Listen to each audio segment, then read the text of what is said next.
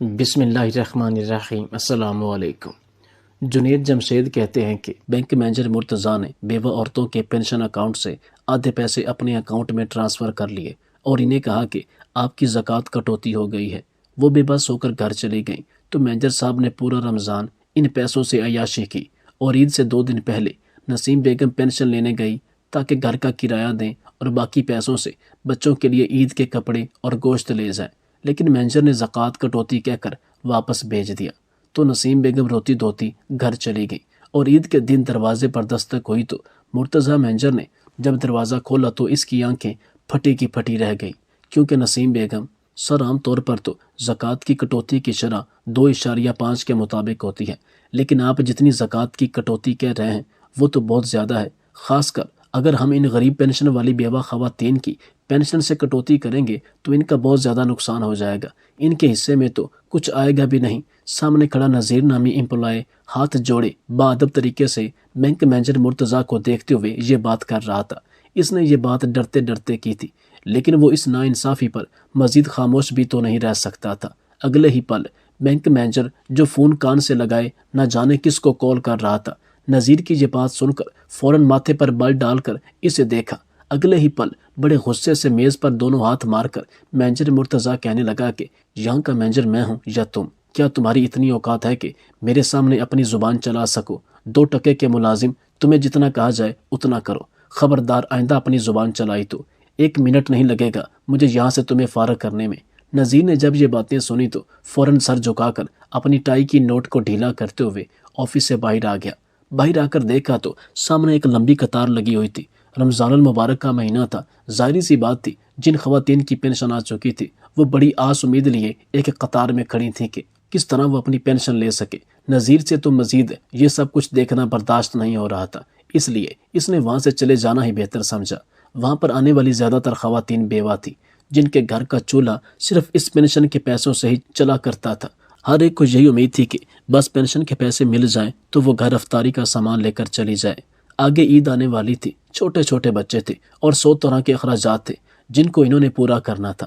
بوڑھے مرد بھی ایک قطار میں موجود تھے، رش بہت زیادہ تھا، لیکن جیسے ہی پینشن ملنا شروع ہوئی تو وہاں پر الگ ہی مچھلی بازار لگ چکا تھا۔ پینشن کے 16,000 روپے میں سے جب رضیہ خاتون کو 8,000 روپے ملے تو وہ پریشان سی ہو چکی تھی۔ اگلے پل سامنے بیٹھے ہوئے لڑکے کو دیکھ کر کہنے لگی کہ بیٹا، میری پینشن تو 16,000 روپے ہے، یہ تم 8,000 روپے کیوں دے رہے ہو؟ کیا باقی پیسے نہیں آئے؟ عام سی سادہ سی خاتون تھی۔ جب اس نے شکایت کی تو سامنے بیٹھا لڑکا اسے نظریں چرا کر کہنے لگا کہ بی بی جی کیا بھول گئی ہیں کہ رمضان آ گیا ہے، رمضان میں زکوٰۃ کی کٹوتی ہوتی ہے، زکوٰۃ کی کٹوتی ہونے کے بعد 8,000 روپے ہی آپ کے اکاؤنٹ میں بچا۔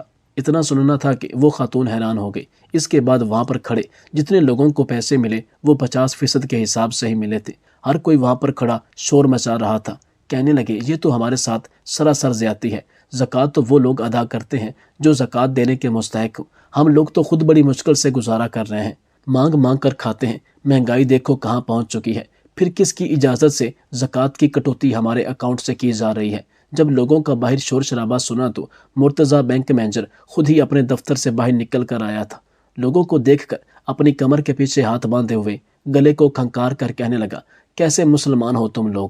اس بینک کے اصول و ضوابط کیا نہیں جانتے؟ جب پہلے بتایا جاتا ہے کہ رمضان المبارک میں زکوٰۃ کی کٹوتی کی جاتی ہے تو اس کے باوجود تم لوگ کیسے زکوٰۃ دینے سے انکار کر سکتے ہو؟ یہ زکوٰۃ تو ان مستحق لوگوں تک پہنچتی ہے جن کے پاس ایک وقت کی روٹی کے پیسے بھی نہیں ہوتے، ان پیسوں سے ان کی کفالت کی جاتی ہے۔ اگر تم لوگوں نے زکوٰۃ نہیں ادا کرنی تھی تو پہلے سے ہی اپنے اکاؤنٹ ایسے بنواتے۔ اب اکاؤنٹ میں کسی بھی طرح کا رد و بدل نہیں کیا جا سکتا، نہ ہی ہم اپنے اصول و ضوابط بدلیں گے۔ یہ زکوٰۃ کی رقم جو آپ کے اکاؤنٹ میں سے کاٹی گئی ہے وہ کون سی میری جیب میں جانی ہے؟ یہ غریبوں کے کام آئے گی جس کا اجر آپ کو ملے گا۔ جب مرتضیٰ نے سنجیدگی سے یہ بات کہی تو سب خاموشی سے وہ پینشن لیے وہاں سے چلے گئے تھے۔ ہر ایک کی زبان پر یہی بات تھی کہ اتنے کم پیسوں سے مہینہ کیسے چلے گا؟ ارے رمضان میں تو سبزی اور دالیں ویسے ہی مہنگی ہو چکی ہیں، ہم نے تو بچوں کی عید کے کپڑے بھی لینے تھے، آخر اب کیا ہوگا؟ ہر کوئی بس اسی طرح کی باتیں کرتے ہوئے وہاں سے چلا گیا، جبکہ مرتضیٰ بینک مینیجر تو اپنی مونچھوں کو بل دیتا مسکراتا رہ گیا۔ جیسے ہی وہاں سے ساری پینشن والی بے سہارا خواتین گئیں تو مرتضیٰ نے اشارے سے وہاں پر بیٹھے ہوئے دونوں امپلائی کو اشارہ کیا، کچھ ہی دیر بعد وہ ایک نوٹس لے کر مرتضیٰ مینیجر کے پاس آئے تھے، جس میں پورے 80,000 روپے اس کے اکاؤنٹ میں ٹرانسفر کر دیا گیا تھا۔ یہ دیکھ کر تو مرتضیٰ کی خوشی کی کوئی انتہا نہ رہی تھی۔ 2,000 روپیہ ان امپلائی کو بھی منہ بند رکھنے کے لیے دیا اور خود ان پیسوں کو دیکھ دیکھ کر خوش ہونے لگا۔ یہ تو صرف ایک دن کی کمائی تھی، ابھی تو رمضان المبارک شروع ہوا تھا، اب تو وہ دن دگنی اور رات چگنی ترقی کرنے والا تھا۔ اس نے بینک سے کچھ پیسے نکلوائے اور ان سے ڈھیر سارا پھل اور کھانے پینے کی چیزیں لے کر گھر پہنچا تھا۔ گاؤں میں ہی مرتضیٰ کی بڑی سی محل نما کوٹھی تھی، جہاں پر وہ اپنے بال بچوں سمیت رہتا تھا۔ جب اس نے گھر میں قدم رکھا تو دونوں بیٹے بھاگ کر اس کے پاس آئے تھے۔ آج ان کا روزہ تھا، دونوں بیٹے جڑواں تھے اور آج پہلا روزہ رکھے ہوئے تھے۔ مرتضیٰ کے ہاتھوں میں جب بچوں نے اپنے لیے ڈھیر سارے تحفے تحائف اور پھل دیکھے، ان کی خوشی کی کوئی انتہا نہ رہی تھی۔ سب نے مل کر کئی رنگ رنگ کے پکوان اپنے سامنے رکھے ہوئے افطاری کی تھی، جبکہ وہیں گاؤں کے کئی ایسے گھر تھے جو نمک اور سادے پانی کے ساتھ افطاری کر رہے تھے، رو رو کر پینشن کے پیسوں کو یاد کر رہے تھے کہ آخر یہ کیسا اصول ہے کہ ہم خود زکوٰۃ کے مستحق ہیں اور یہ لوگ ہمارے پیسوں سے ہی زکوٰۃ کاٹ رہے ہیں۔ ارے کون سا ہمارے اکاؤنٹ میں لاکھوں روپے آ رہے تھے، پینشن ہی تو سہارا تھا ہمارا۔ اس سے بھی کٹوتی ہو گئی، مگر مرتضیٰ کو اس سب سے کوئی فرق نہیں پڑتا تھا۔ اس کی بیوی بھی اس کے جیسے ہی تھی۔ جب اس نے اپنی بیوی کو بتایا کہ اس نے ایک دن میں 80,000 روپیہ منافع کمایا ہے تو اس کی بیوی خوش ہو گئی، کہنے لگی کہ بس میں نے تو سوچ لیا ہے، عید کے بعد ہم لوگ سوئٹزرلینڈ گھومنے پھرنے جائیں گے۔ اس بات سے انہیں کوئی فرق نہیں پڑتا تھا کہ وہ کیا کر رہے ہیں۔ زکوٰۃ کے پیسے لوگوں کی مدد کرنے کے لیے وصول کر رہا تھا، مگر حقیقت میں بجائے زکوٰۃ کو مستحق لوگوں تک پہنچانے کے وہ خود ہی ان پیسوں پر عیاشی کرنا شروع ہو چکا تھا۔ اسی گاؤں میں ایک نسیم بیگم بھی رہتی تھی، جس کے 5 بچے تھے۔ تعلق پٹھان گھرانے سے تھا۔ وہ پشاور سے بیاہ کر یہاں پر فضل آباد نامی گاؤں میں آئی تھی۔ صرف 16 سال کی تھی جب گھر والوں نے اسے 70,000 روپے کے عوض محمد بخش کے ساتھ بیاہ دیا تھا۔ محمد بخش کا دل ویسے ہی اپنے گھر والوں سے شدید اچاٹ ہو چکا تھا۔ وہ 28 سال کا تھا، 2 مرتبہ منگنی اس کے اپنے ہی خاندان میں ہو کر ٹوٹ چکی تھی۔ پہلے پھپھو کی بیٹی کو پسند کرتا تھا، اس سے نظریں چار ہوئیں تو فوراً منگنی کر لی، لیکن کچھ ایسا ہوا کہ رشتہ ٹوٹ گیا۔ دوسری مرتبہ خالہ کی بیٹی کے ساتھ ماں نے رشتہ طے کر دیا، لیکن خالہ کی بیٹی اس سے شادی سے 1 روز پہلے ہی بھاگ نکلی۔ محمد بخش یہ فیصلہ کر چکا تھا کہ وہ اپنے خاندان میں شادی کرے گا ہی نہیں، بلکہ اب تو وہ گوری چٹی پٹھانی ہی لے کر آئے گا۔ خود بھی وہ خوبصورتی میں کسی سے کم نہیں تھا، اس لیے پشاور جا کر وہ ایک پٹھانی سے شادی کر کے لے آیا تھا، جو کہ اس سے عمر میں 12 سال چھوٹی تھی۔ پہلے تو اس کا نام گل رخ تھا، مگر محمد بخش کو یہ نام کچھ پسند نہ آیا۔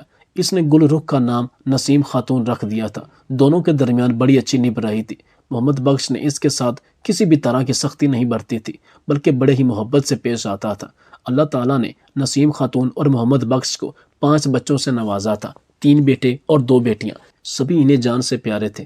اللہ تعالیٰ نے ان کو اولاد بھی شادی کے 10-12 سال بعد ہی عطا کی تھی۔ محمد بخش ایک سرکاری اسکول میں استاد تھا۔ جیسے جیسے ریٹائرمنٹ کا وقت قریب آیا تو اسے الاؤنس کی اچھی خاصی رقم بھی ملی تھی اور پھر ماہانہ پینشن بھی ہو چکی تھی، لیکن اس کے ساتھ ہی محمد بخش بڑی عجیب و غریب سی بیماری میں مبتلا ہو گیا۔ بیماری کچھ ایسی تھی کہ اسے کچھ سمجھ نہیں آتا تھا۔ اس کے 5 بچے تو سبھی چھوٹے چھوٹے تھے۔ اس نے وہ پیسے بینک میں جمع کروا دیے اور یہ کہا کہ بچے بڑے ہوں گے تو ان پیسوں کا استعمال کر لوں گا، پینشن سے تو گھر چلتا ہی رہے گا۔ اس نے تو یہ بھی سوچ رکھا تھا کہ اپنی پینشن سے ملنے والے پیسوں سے وہ اپنے لیے کوئی چھوٹا موٹا کاروبار یا دکان شروع کر لے گا، لیکن طبیعت ایسی خراب ہوئی کہ شہر جا کر ٹیسٹ کروانے میں اور ادویات میں ہی اس کے سارے پیسے خرچ ہو گئے۔ اب تو بس وہی پیسے بچے تھے جو کہ ماہانہ پینشن کے آتے تھے۔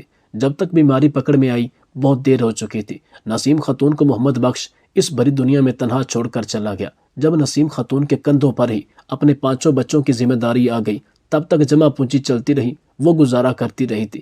پھر پینشن کے لیے بھی اسے کافی بھاگ دوڑ کرنا پڑی تھی، تب ہی جا کر اسے محمد بخش کی پینشن ملنا شروع ہو چکی تھی۔ 5 بچوں کی پڑھائیاں اور باقی خرچ سب کچھ نسیم خاتون ہی دیکھ رہی تھی، لیکن جیسے ہی اس کے شوہر کا انتقال ہوا تو شوہر کے بھائیوں نے نسیم خاتون کے گھر پر قبضہ ہی جما لیا۔ کہنے لگے کہ یہ گھر ہمارے ابا کا گھر ہے، اس گھر پر ہمارا بھی حق ہے، تم لوگوں نے اتنے سال رہ کر بہت عیاشی کر لی، اب محمد بخش تو رہا نہیں، اس لیے تم لوگ بھی اس گھر سے نکلو۔ نسیم خاتون کو ان سب باتوں کا کچھ خاص پتہ نہیں تھا، وہ تو یہاں کے معاملات کے بارے میں بھی نہیں جانتی تھی۔ پھر وہ آئی ہوئی یہاں پر پشاور سے تھی، جن کے ہاں یہ رواج تھا کہ عورت پہلی مرتبہ گھر سے تب نکلتی ہے جب اس کی ڈولی اٹھائی جائے، اور دوسری مرتبہ تب جب کہ جنازہ گھر سے نکلتا ہے۔ نسیم خاتون بھی ایسی ہی تھی، اسے خود بھی خبر نہیں تھی کہ پشاور میں اس کا گھر کہاں پر ہے، نہ ہی اتنے سالوں میں ایک مرتبہ بھی اس کے میکے سے کوئی اس کی خیر خیریت دریافت کرنے کے لیے آیا تھا۔ مجبوراً خاموشی سے خود ہی وہ اپنے بچوں سمیت اپنا سامان اٹھا کر گھر چھوڑ کر نکل آئی اور کرائے کے مکان میں اپنے بچوں کے ساتھ رہنے لگی۔ کبھی کبھار ان کے ہاں چولہا جل جاتا تو کبھی بھوکے پیٹ ہی انہیں سونا پڑتا۔ پینشن کے پیسے ختم ہوتے تھے اور مہینے بعد راشن بھی ختم ہوتا تھا۔ پھر آخری دنوں میں ان کی یہی کوشش ہوتی تھی کہ وہ زیادہ بچت کریں اور کم ہی روٹی کھائیں۔ اکثر تو نسیم خاتون فاقوں پر ہی گزارا کیا کرتی تھی، ہر وقت اپنے رب سے دعا گو رہتی کہ میرے اللہ ہماری مشکلات کو آسان کر دے۔ رمضان المبارک کی آمد ہوئی تو بچوں کو روزے رکھنے کا بھی اشتیاق تھا۔ نسیم بھی خوش ہو گئی تھی کہ بچے اگر روزے رکھیں گے تو یوں راشن اور سودا سلف کی بھی کافی حد تک بچت ہو جائے گی۔ بچوں نے روزے رکھنا شروع کیے تو عید کے بارے میں بھی اکثر اپنی ماں سے کہنے لگتے کہ اماں ہم عید پر اس مرتبہ نئے کپڑے پہنیں گے، کئی سال ہو چکے ہیں ہم نے نئے کپڑے بنائے ہی نہیں، اس مرتبہ تو ہم روزے بھی پورے رکھ رہے ہیں، آپ ہمارے لیے عید پر نئے کپڑے بنوائیں گی نا؟ نسیم خاتون نے یہ سن کر پہلے تو بچوں کے ان جملوں کو نظر انداز کر دیا اور کہنے لگی کہ سو جاؤ، لیکن جب بچے ضد کرنے لگے تو مجبوراً کہنے لگی کہ ٹھیک ہے پورے روزے رکھو، افطاری کے وقت بھی مجھ سے کسی مہنگی چیز کی ڈیمانڈ نہ کرو، تو پھر میں تم لوگوں کو تھوڑے پیسے بچا کر عید کے نئے کپڑے لے دوں گی۔ اسے یہ یاد تھا کہ پینشن کے پیسے ملیں گے تو اپنے بچوں کے لیے وہ عید کے روز گوشت بنائے گی، پھر ان کے لیے کپڑے بھی لے گی، لیکن اسے کہاں خبر تھی کہ زکوٰۃ کے نام پر مرتضیٰ بینک مینیجر ان کے ساتھ کیا کرنے والا ہے۔ کتنے ہی لوگ اس کی وجہ سے سوکھی روٹی کھانے پر مجبور ہو چکے تھے، احتجاج کرنا بھی چاہا لیکن زکوٰۃ کے نام پر ان کی رقم ان کو ملنے بھی نہیں والی تھی۔ جیسے جیسے عید قریب آ رہی تھی بچوں کی خوشیاں بھی بڑھتی چلی جا رہی تھی۔ انہیں اس بات کی خوشی تھی کہ اس مرتبہ عید پر نئے کپڑے لیں گے۔ جب افطاری کا وقت آتا اور اپنے سامنے نمک اور سادہ پانی پڑا دیکھتے تو یہی کہتے کہ اماں عید پر ہمیں مرغی بنا کر کھلاؤ گی نا؟ ہم نے بھونی ہوئی مرغی کھانی ہے اور ساتھ چاول بھی کھائیں گے۔ اب یہ دیکھ لو ہم صرف اور صرف اس لیے نمک اور سادہ پانی کے ساتھ سوکھی روٹی کھا کر افطار کر رہے ہیں کہ تم ہمیں عید پر مرغی بنا کر کھلاؤ گی۔ یہ سن کر نسیم خاتون اپنے بچوں کو بڑے ہی پیار سے کہتی کہ میرا وعدہ رہا بچوں، میں تم لوگوں کو ضرور گوشت بنا کر کھلاؤں گی۔ عید کے دن قریب آ رہے تھے، ایک ہفتہ رہ چکا تھا، اس لیے نسیم خاتون بینک سے پیسے لینے چلی گئی، اس امید پر کہ جیسے ہی پینشن کے پیسے ملیں گے وہ پیسے لے کر سیدھا بازار چلی جائے گی اور اپنے بچوں کے لیے کپڑے لے لے گی۔ بینک میں معمول سے ہٹ کر بہت زیادہ ہی رش تھا۔ وہ اپنی باری کا انتظار کرنے لگی۔ جب جا کر پینشن کے پیسے وصول کرنا چاہے تو اس سے پیسے کی بہت کم رقم وصول ہوئی تھی۔ اسے دیکھ کر وہ حیران رہ گئی، کتنی مرتبہ ان پیسوں کو گنا، بار بار گنتی اور سامنے بیٹھے لڑکے کو دیکھنے لگتی۔ اس کو شاید یقین نہیں آ رہا تھا، کئی خواب تھے جو چکنا چور ہو رہے تھے۔ سامنے بیٹھے لڑکے سے کہنے لگی کہ بھائی صاحب یہ پیسے تو بہت کم ہیں، میری پینشن تو زیادہ آتی ہے، کہیں آپ بھول تو نہیں گئے؟ یہ سننا تھا کہ وہ ماتھے پر گوری ڈال کر کہنے لگا کہ بی بی رمضان کا مہینہ ہے، زکوٰۃ کٹوتی ہوئی ہے، تمہاری پینشن سے زکوٰۃ کاٹ کر مستحق افراد تک پہنچا دی گئی ہے، چلو اب ہٹو باقی لوگوں کو آگے آنے دو۔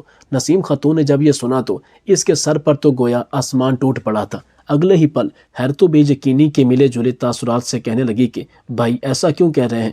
میں تو خود زکوٰۃ کی مستحق ہوں، میرے چھوٹے بچے ہیں، بیوہ ہوں، بھلا میرے پیسوں سے زکوٰۃ کیسے کاٹ سکتی ہے؟ مگر وہ کیا کرتی، پریشان ہونے لگی تھی۔ جس قدر کم پیسے اسے ملے تھے ان پیسوں سے تو بہت مشکل وہ گوشت اور چاول ہی خرید سکتی تھی۔ اگر راشن لے لیتی تو بچوں کے عید کے کپڑے کا کیا کرتی؟ ان پیسوں سے تو بچوں کے کپڑے بھی لینے تھے۔ تب ہی بینک مینیجر فون کان کے ساتھ لگائے تیز قدم اٹھاتے ہوئے بینک سے باہر جانے لگا تو نسیم خاتون اس کے پیچھے بھاگنے لگی، اسے آوازیں دینے لگی۔ اس کے 5 بچے اس کے ساتھ ہی تھے۔ فون کو اپنے کان سے لگائے وہ اپنے بڑے بیٹے سے بات کر رہا تھا۔ اپنی گاڑی میں بیٹھنے لگا کہ جب نسیم خاتون اس کے سامنے چلی آئی، ہاتھ جوڑ کر کہنے لگی کہ صاحب جی میری بات سن لیجئے۔ مرتضیٰ مینیجر بری طرح مشتعل ہوا تھا، ماتھے پر بل ڈال کر کہنے لگا کہ کیا ہے، کیا تماشا لگا کر پھر رہی ہو؟ جو بھی کام ہے اندر بینک میں جا کر بات کرو، یوں بیچ راستے میں شریف انسان کو روکنے کی کیا تک بنتی ہے؟ نسیم خاتون رونے لگی، کہنے لگی کہ صاحب جی مجھے میری پینشن کا آدھے سے بھی کم حصہ ملا ہے۔ وہ اندر بیٹھا شخص کہہ رہا ہے کہ میری پینشن سے زکوٰۃ کی کٹوتی ہو گئی ہے، خدا را میرے پیسے مجھے واپس لوٹا دے، میں تو خود زکوٰۃ کے مستحق ہوں، میرے بچوں کے بڑے خواب ہیں۔ اتنے سالوں بعد انہوں نے مجھ سے نئے کپڑے لینے کی فرمائش کی ہے، مجھ سے وہ مرغی کا گوشت مانگ رہے ہیں، اگر مجھے یہ پیسے نہ ملے تو میرے بچے اس عید پر بھی روتے ہی رہ جائیں گے۔ مرتضیٰ کو ان باتوں سے کوئی فرق نہیں پڑتا تھا کہ یہ سارے اصول و ضوابط تو پہلے سے ہی طے تھے۔ اگر تمہیں اندازہ نہیں تھا تو پہلے اپنا اکاؤنٹ ہی دوسرا بنواتی، اب میرا دماغ مت کھاؤ، ارے دنیا میں تم سے بھی گئے گزرے لوگ موجود ہیں جن کو زکوٰۃ کی سخت سے سخت ضرورت ہے۔ زکوٰۃ میں نے خود تو نہیں کھانی بلکہ مستحق افراد تک ہی پہنچانی ہے۔ اتنا کہنے کے بعد اس نے اپنے بیٹے سے دوبارہ سے بات کرنا شروع کی، کہنے لگا کہ میری جان تم فکر مت کرو، میں تمہارے لیے تمہاری پسندیدہ چیزیں لے آؤں گا۔ جبکہ نسیم خاتون وہیں پر روتی رہ گئی۔ اس کے 5 بچے اس کے ساتھ تھے۔ سڑک پر کھڑے ہو کر اپنی ماں کو روتے دیکھا تو نسیم خاتون کے بچے کہنے لگے کہ اماں تم رو مت، ہمیں کوئی کپڑے نہیں چاہیے، ہم عید پر بھی یہی کپڑے پہن کر گزارا کر لیں گے، چلو گھر چلتے ہیں، ان پیسوں سے چاول خریدنے کی بھی ضرورت نہیں ہے، تم بس سبزیاں لے لو، آٹا خرید لو، ہم انہی کو کھا کر اپنی عید گزار لیں گے۔ اس کے بچوں کی آنکھوں میں بھی آنسو تھے۔ اس کے دل سے ایک آہ نکلی تھی جو شاید جا کر عرش سے ٹکرا چکی تھی۔ چاند رات آ چکی تھی۔ مرتضیٰ مینیجر کے گھر تو خوشی کا سما تھا۔ چاند رات کو خوب انجوائے کیا جا رہا تھا۔ بیوی بچے سبھی بہت خوش تھے۔ ایک میلہ سا لگا تھا۔ اسے بالکل پرواہ نہیں تھی کہ اس کی خوشیاں جن پیسوں سے خریدی گئی ہیں وہ پیسے کتنے ہی غریب گھروں کے چولہے چلانے والے تھے، لیکن مرتضیٰ مینیجر جیسے لوگ بھلا ان باتوں کو کہاں سمجھتے ہیں۔ عید کا روز تھا۔ صبح اس کے دروازے پر دستک ہوئی تو وہ خود ہی دروازہ کھولنے کے لیے پہنچا۔ جیسے ہی دروازہ کھولا تو سامنے کا منظر دیکھ کر اس کی آنکھیں پھٹی کی پھٹی رہ گئی۔ سامنے نسیم خاتون کھڑی تھی۔ صبح صبح کا وقت تھا، ابھی تو روشنی بھی ٹھیک سے نہیں پھیلی تھی۔ مرتضیٰ نے جب نسیم خاتون کو دیکھا تو سوال کرنے لگا کہ یہاں پر کیوں آئی ہیں؟ صبح صبح کیا آفت آن پڑی ہے جو میرے دروازے پر چلی آئی؟ نسیم خاتون روتے ہوئے ہاتھ باندھ کر مرتضیٰ سے کہنے لگی کہ بڑے صاحب خدارہ تھوڑا بہت فطرانہ ہی مجھے دے دیجیے، اگر آپ زکوٰۃ نکالتے ہیں تو زکوٰۃ کی ہی رقم مجھے عطا کر دیجیے۔ میرے بچے بڑی آس لیے ہوئے پورا مہینہ یہی کہتے رہے کہ اماں عید پر گوشت کھلا دینا، لیکن اب میرے پاس اتنی رقم بچی نہیں کہ میں ان کو گوشت کھلاؤں، مگر آج میں ان کو گوشت اور چاول لا کر کھلا دوں تو میرا مہینہ اتنے کم پیسوں سے کیسے نکلے گا؟ میرے بچے بھوک سے مر جائیں گے۔ خدارہ فطرانہ یا پھر زکوٰۃ کچھ عطا کر دیں۔ مرتضیٰ بینک مینیجر نے نسیم کو روتے ہوئے دیکھا تو اگلے ہی پل مرتضیٰ نے ایک نظر آس پاس دوڑائی، وہاں پر کوئی بھی موجود نہیں تھا۔ یہی صحیح موقع تھا۔ اس نے گھر سے باہر نکل کر نسیم خاتون کو دھکے دے دیے۔ نسیم خاتون کی عزت مٹی میں مل چکی تھی۔ وہ اپنے پیروں کی ٹھوکر سے نسیم خاتون کو دھکیلتے ہوئے کہنے لگا کہ تجھے سیدھی زبان سمجھ نہیں آتی، چاہتی کیا ہے؟ جب ایک مرتبہ کہہ چکا ہوں کہ وہ زکوٰۃ حکومت نے کاٹی ہے تو پھر تجھے سمجھ کیوں نہیں آتی؟ مرتضیٰ مینیجر کے منہ میں جو آیا تھا وہ نسیم خاتون کو سناتا چلا گیا تھا۔ آخر کو نسیم خاتون اٹھی، کہنے لگی کہ ہمارا رب ہی اب ہمارے ساتھ انصاف کرے گا، ہم تو کمزور لوگ ہیں، تم جیسے فرعونوں کی آگے گھٹنے ٹیک دیتے ہیں، مگر ہمارا رب تم جیسے فرعونوں کو عبرت کا نشان بنا چکا ہے، تمہیں بھی بنائے گا۔ اتنا سننا تھا کہ مینیجر سیخ پا ہو چکا تھا۔ زناٹے دار تھپڑ نسیم کے منہ پر مار دیا اور گالیاں دے کر وہاں سے بھگا دیا۔ اسے لگا تھا شاید اس کی کبھی پکڑ ہی نہیں ہوگی۔ زکوٰۃ کے نام پر جو رقم وہ اپنے بینکوں میں بھر چکا تھا وہ ہمیشہ ایسے ہی رہے گی، لیکن عید والے دن اس کے بچے چھت پر پتنگ اڑا رہے تھے، یہ جانتے ہوئے بھی کہ پتنگ بازی پر پابندی ہے، پھر بھی چھت پر اپنے دوستوں کے ساتھ مل کر پتنگ اڑائی جا رہی تھی کہ دیکھتے ہی دیکھتے تیز دھار پتنگ کی ڈور ایک بچے کے گلے پر پھر گئی۔ دوسرے بھائی نے جب گلے پر ڈور پھرتی دیکھی تو بھاگ کر آگے بڑھا، اس ڈور کو اپنے بھائی کے گلے سے نکالنے لگا۔ وہ ڈور تو اس کے گلے میں اس قدر پھنس چکی تھی کہ ڈور نکالتے نکالتے دوسرے بھائی کی کلائی میں بھی ڈور پھنس چکی تھی۔ دونوں کی ہی حالت غیر ہونے لگی۔ جب تک ماں باپ پہنچے تب تک بہت دیر ہو چکی تھی۔ بچوں کو ہسپتال لے جایا گیا، پوری کوشش کی گئی، لیکن دونوں بچے ہی اپنی جان کی بازی ہار چکے تھے۔ یہ دیکھ کر تو مرتضیٰ بینک مینیجر اپنے ہوش و حواس کھو بیٹھا، اپنا منہ پیٹنے لگا، دھاڑے مار مار کر رونے لگا۔ یہ کیا ہو گیا؟ اس کی حالت تو بالکل غیر ہو چکی تھی۔ بیٹے کے غم میں وہ ایسا ڈوبا کہ اسے دل کی بیماری لاحق ہو گئی۔